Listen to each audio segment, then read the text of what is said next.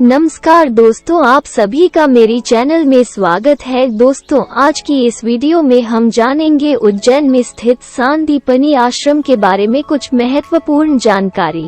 मध्य प्रदेश के उज्जैन में स्थित महर्षि सांदीपनी का आश्रम ऋषि सांदीपनी की वह तपोभूमि है जिसको द्वापर युग के समय से सारी दुनिया में धर्म, अध्यात्म और वैदिक शिक्षा प्राप्त करने के लिए सबसे उत्तम स्थान माना जाता आ रहा है।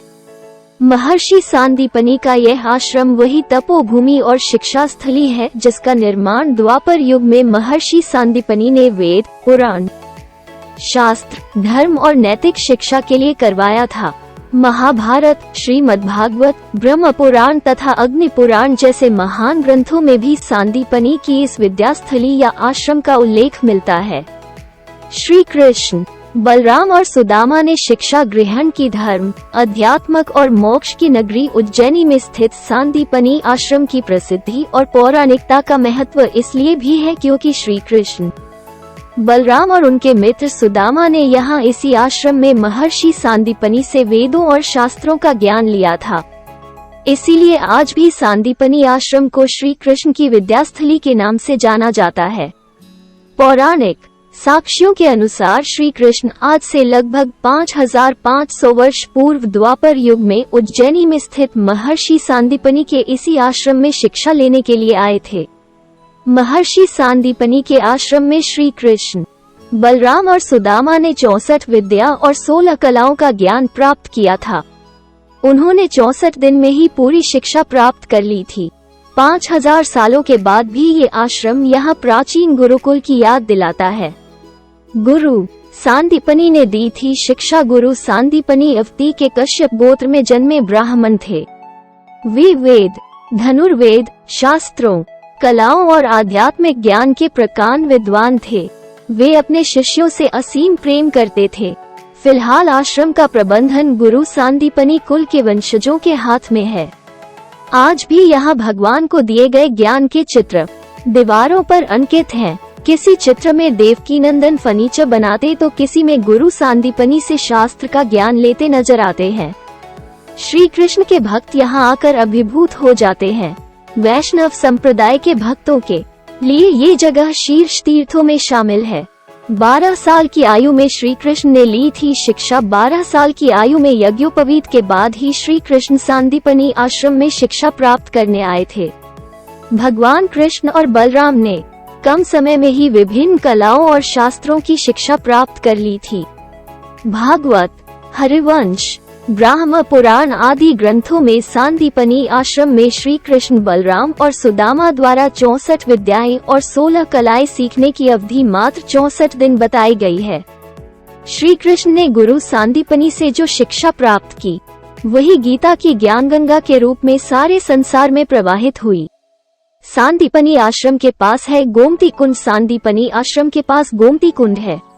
मान्यता है कि भगवान श्री कृष्ण ने योग विद्या से पवित्र केंद्रों के सारे पानी को गोमती कुंड की ओर मोड़ दिया था ताकि गुरु सांदीपनी को आसानी से पवित्र जल मिलता रहे।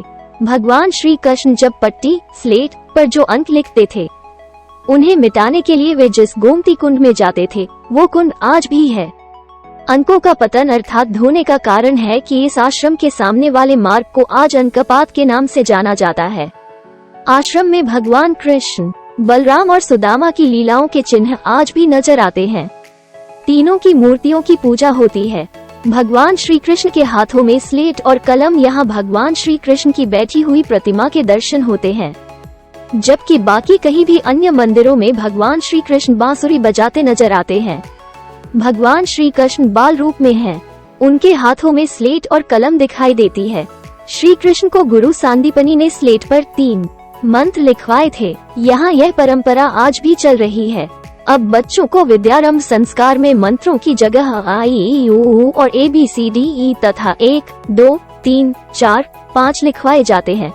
यही हुआ था भगवान श्री कृष्ण और भोलेनाथ का मिलन। भगवान श्री कृष्ण जब सांदीपनी आश्रम में विद्या प्राप्त करने गए तो भगवान शिव उनसे मिले और उनकी बाल लीलाओं के दर्शन करने महर्षि के आश्रम आए।